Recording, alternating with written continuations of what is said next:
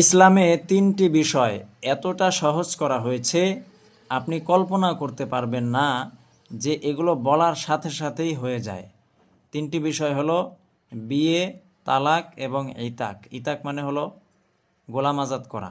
প্রথম দুটি তো বুঝতেই পেরেছেন, বিয়ে করা, তালাক দেওয়া, এরপরে হচ্ছে ৩ নম্বরে গোলাম আজাদ করা।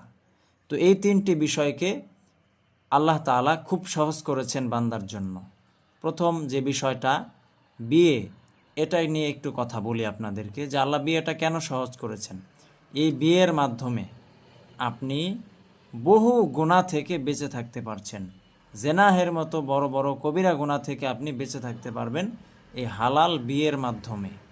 তো সেই বিয়েটাকে বর্তমানে আমাদের সমাজে এতটা কঠিন করা হয়েছে যে একজন মানুষ বিয়ে করবে, সে তার বয়সের ৩০ বছর পর্যন্ত শুধু টেনশনে থাকে, বিয়ে করলে কিভাবে খাওয়াবো, কিভাবে চালাবো, নিজের পায়ে এখনও দাঁড়াতে পারি নাই, এই সেই নানান কিছু।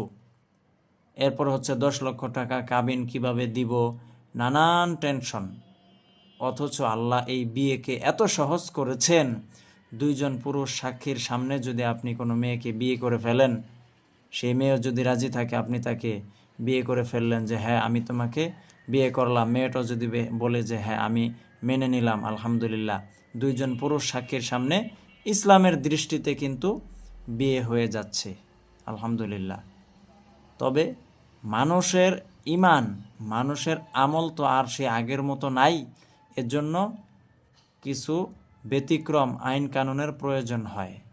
তো ইসলামিক যে বিষয়টা সেটা হলো যে এটা একদম সহজ, অত্যন্ত সহজ।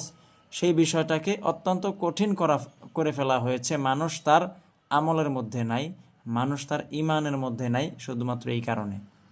আর এই কারণেই তার জন্য বিভিন্ন আইন, তার জন্য বিভিন্ন পদ্ধতি দরকার আছে।